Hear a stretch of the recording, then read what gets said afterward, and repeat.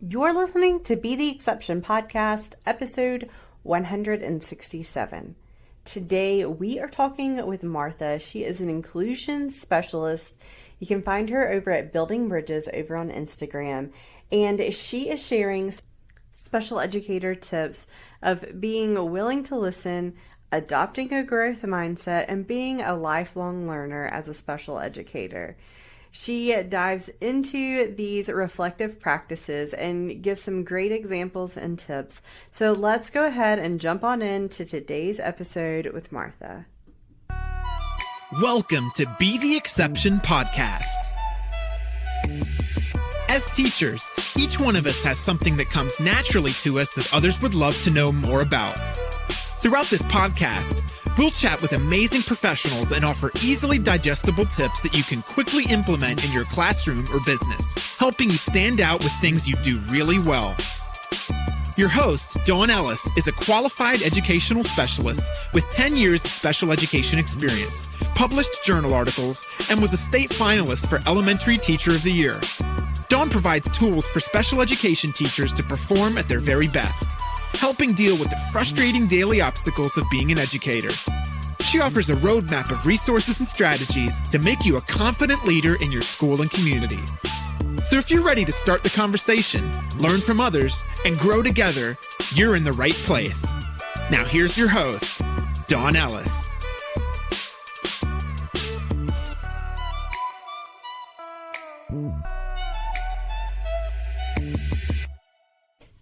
Well, hey there, and welcome to another episode of Be the Exception podcast. My name is Dawn Ellis. I'm a special educator for 13 years, National Board Certified as an Exceptional Needs Specialist, and a special ed specialist as well.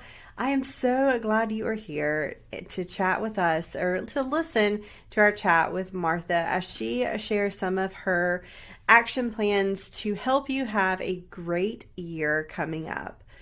Martha is sharing so many great tips, but as we jump into that, I wanted to let you know that there are some brand new Etsy Special Educator t-shirt tees and stickers available for you this upcoming year. Make sure and grab them now before the busy back to school season so they are ready for you. In addition, there is a back to school teacher organizational bundle that has had a great facelift. It has all the forms that you need to get your year started off right. So make sure and check that out in my TPT store. It'll definitely help you have a great beginning to your year. All right, let's go ahead and jump on in to our convo with Martha.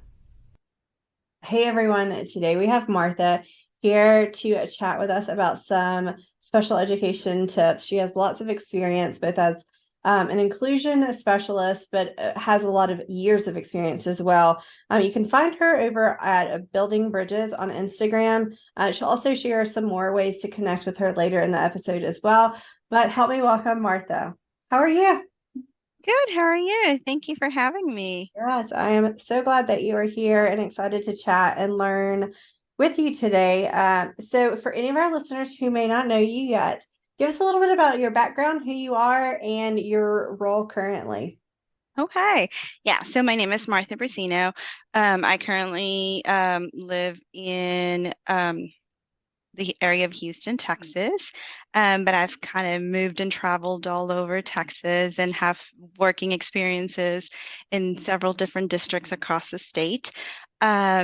So I am originally from the Rio Grande Valley, which is located on the southernmost point of Texas that borders with Mexico. And so growing up, I never thought that I would go into education, quite honestly. I was kind of honed into becoming something in the medical field. And so that was the plan. And it wasn't until until I became a parent that I decided to go into education. So my first career was in social work. Had my first baby, moved to Houston, Texas, had my first baby, and decided that that was not where I wanted to be, that I wanted to go into the early childhood space. Mostly because I had already noticed a couple things with my kiddo that I thought, I want to be really well prepared Gotcha. to, you know, to know if I needed to, the route that I was going to take, right? Right, And be right. prepared as a parent, and also go into the education space to, I had seen a lot of discrepancies in education. And so I was like, that person that wanted to be in the front line. So I went back to school, got my education certifications, and became a PPCD teacher, which is preschool for children with disabilities. Um, I did that for a while until we moved into a different part of Texas, West Texas to be exact. And I did private preschool for a couple of years. And I found my love, just working with young children, education, and kind of developing those frameworks for inclusive practices, which was not very well known or common 20 years ago. Yeah. I started in 2004, I believe. Okay. And so it was a new space, right? It was new practices and new strategies kind of coming up as we learned more about children with disabilities and the spaces that were being created to help them be more successful in the classroom. Um, and then from there, it just kind of took off. I've done several different roles in the elementary space as a resource inclusion teacher. I've also taught kindergarten, I'm sorry, um, and K through 5 as a resource inclusion um, case manager. Awesome. And yeah, and along the journey of education, I've always wanted to learn more and more and more, and got a master's degree in special education and a doctorate in curriculum and instruction um, as a reading interventionist, or, doing lots of reading interventions in the resource space. So Okay. that's pretty much me on the personal level. I've been married for Love it. 21 years, have two young adult boys. I still call them boys, but they're my babies. And that's pretty much me. I am now an inclusion specialist. So I provide support for different schools that are, it's a nonprofit organization, and we provide tuition-free preschool services in areas that are underserved. Okay, very cool. So, as you've had these different roles throughout the year, tell us a Mhm. little bit about things like maybe you wish you had known along the way or sooner. So, for any listener who may be starting their journey in special education, or maybe they're just transitioning to a new position, like if you could tell them like one piece of advice that helped them maybe save some time or learn a lesson the easy way, not the hard way, what would you share?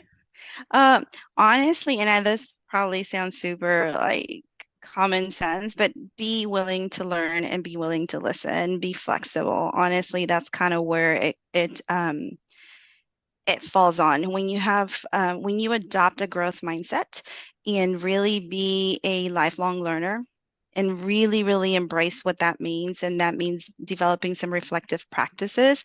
Especially when you're young, sometimes we come in as like, um, we want to save the world, right? We want to do it all. We often just take more than we can really bite. And Yeah, so I think that that's really key. It's take it one day at a time, be willing to learn, and be flexible and open-minded, and develop a schedule. ooh, I like that. Yeah, develop a schedule where you have time to work, but also set time for yourself. And I think that's really important, especially as young teachers that want to do a lot for their students. And sometimes we forget ourselves in the process. And I think it's really important that you take care of yourselves. Otherwise, it's really hard to take care of others. I wish I learned that sooner. For sure. Yeah. Okay, so tell us a little bit about what are some other action steps that you could share with teachers of preparing for a new school year, whether that how do you what would be your advice for after having experience with over 20 years to get started and have a great year, what are some tips you would share with listeners, whether they're brand new or, they are seasoned, to help them have a great start to the year?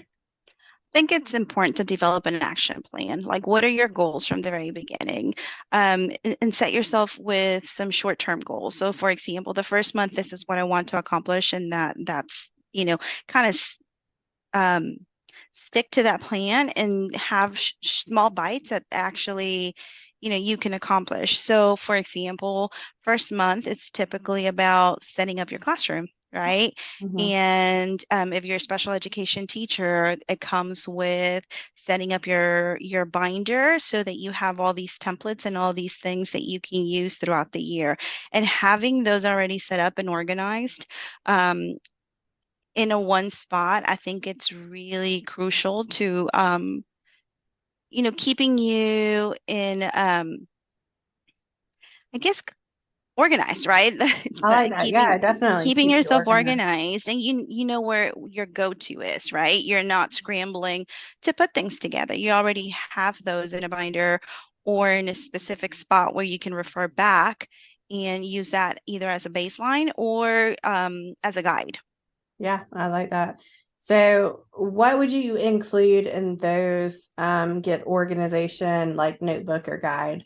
So typically a letter, a welcome letter, for parents and students.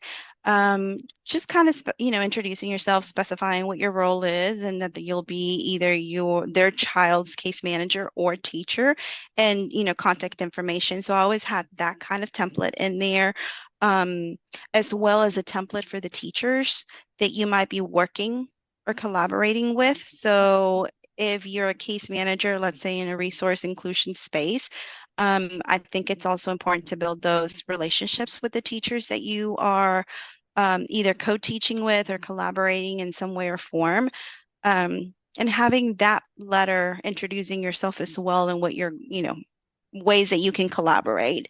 Another thing was that I always kind of kept in there was like the beginning of year checklist, having those welcome letters, having the IEP signature page when you share IEPs with other Mhm. teachers, and having those sheets so that you can keep track of that and making sure that um, that you've shared all the information that you need to share with the teachers.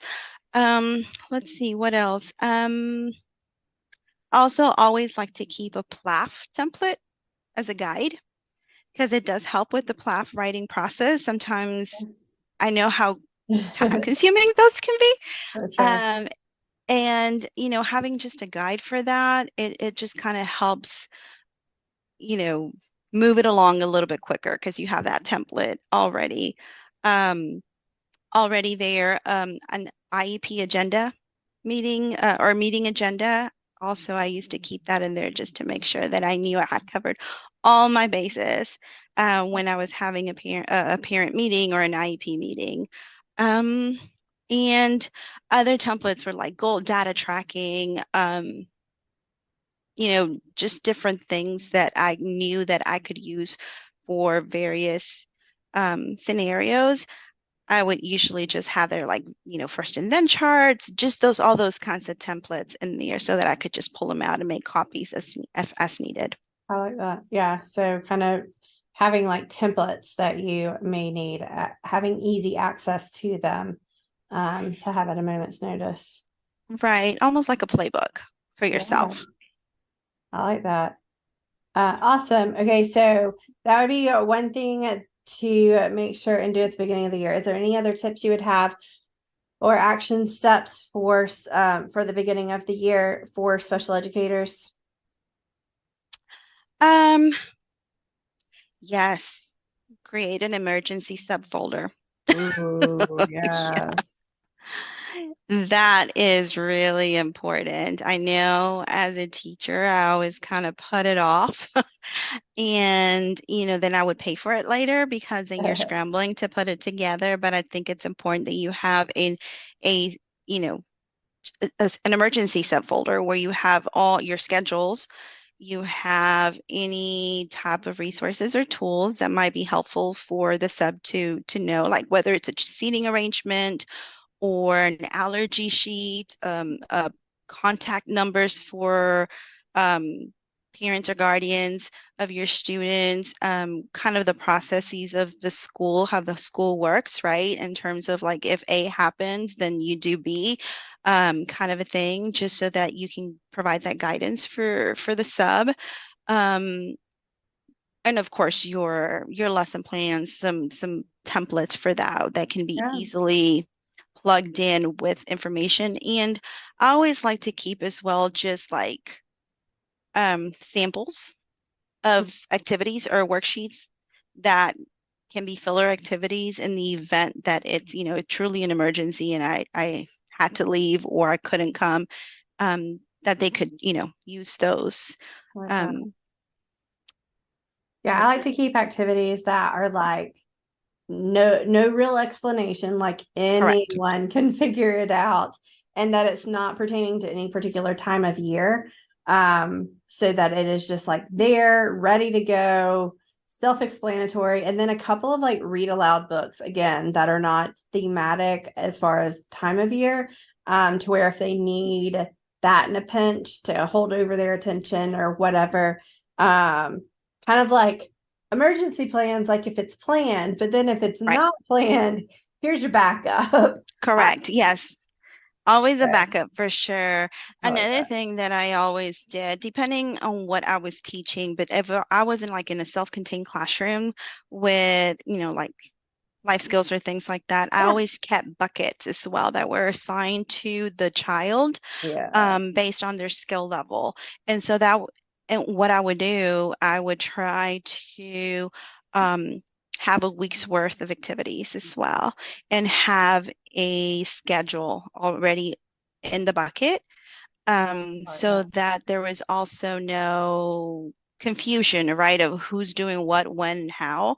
And even the child, just have them, teach them to be able to go get that bucket on their own and go through the assigned activities that were already in the bucket and they're already tailored to their skills.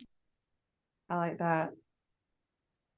That I like the buckets. We do bins, same kind of thing, having Or things yeah, that are yeah, pertaining to them. Whether that is like folder work or adaptive books or task cards or whatever is on their level.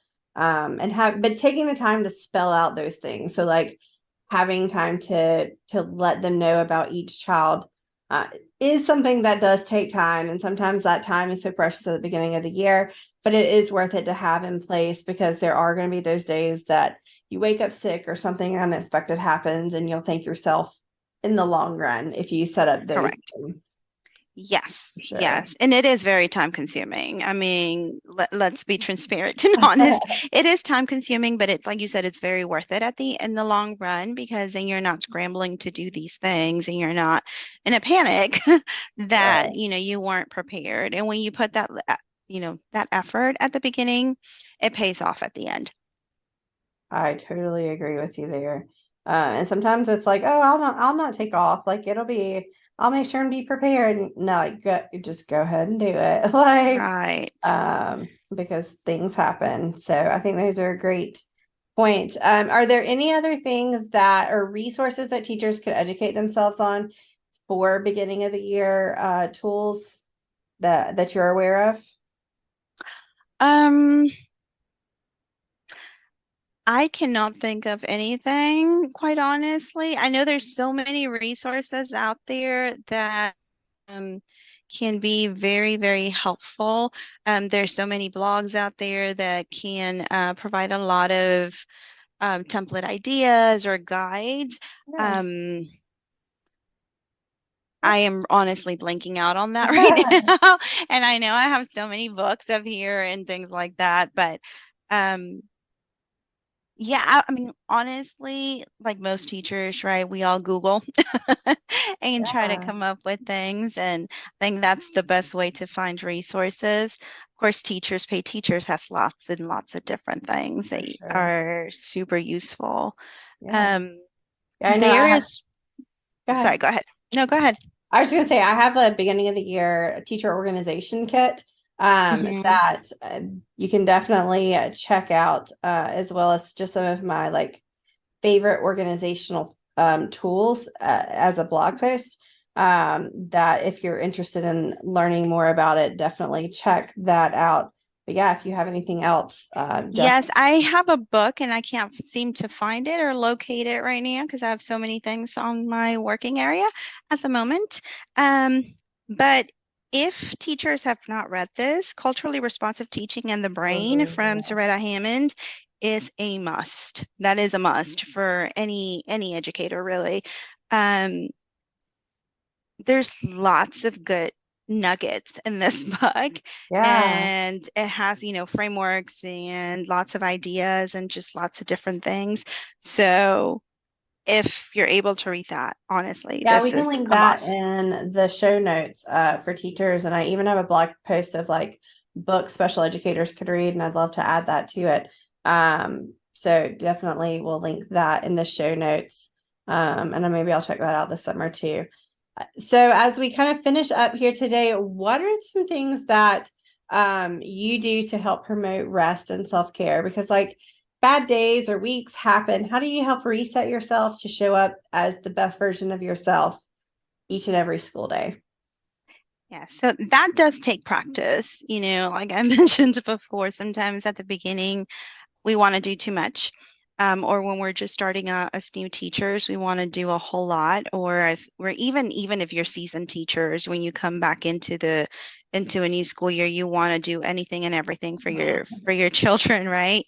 But I think it's really important, and I'm just going to kind of go back to what I said earlier about developing a schedule, and having short-term goals. And so even if you have 1,000 things to do at school or at work, you know, break them down into bite-sized pieces, and you can, spread them out through the days or the week, and really disconnect from schoolwork once you leave those Uh, double doors. yes, please. Yes. And so I know it's really, really hard to do, but it's something that takes practice, and that over time, if you're really intentional about it, you can achieve it. I know in my first years of teaching, I would take work home. I would stay there till like super late, and trying to get all things done. But as I learned how to manage my time, not only at work, I also learned how to manage my time at home. And so when I was at work, I was at work and I was fully present. But when I was at home, I was at home. I love And that. so really saying like, if I leave at 5, I'm really leaving at 5 and I'm not taking it with me. And then, of course, going home and enjoying home, whether it's your family, your pets, your favorite TV show, just really being present at home in taking care of yourself, because otherwise it's so easy to get burned out and to For get sure. tired. You're And right. do things that really make you happy. If it's reading a book, watching TV, binge watching Netflix shows, or, whatever it is, whatever makes Yep. you happy, just really, truly commit yourself to doing that when you're at home. I love that. You're so right. Those are great tips. And I think that it's so important to just make sure that you're so intentional with that at the beginning of the year, because it really sets the tone for the rest of the year. And so I feel like that's such an important tip. Okay, so what is one school supply that like 10 out of 10 always brings a smile to your face? Flare pens, I love it. I'm definitely using mine right now. flare pens, planners, and notepads. Love it. Those are my 3 things that I just completely love. Love Um, yes. And then when it comes to like student materials, I would say books, just it. decodable book, all sorts of leveled books. Yeah, Um, just I love being able to provide those options for children. Um, so anything literacy related is like my jam. love.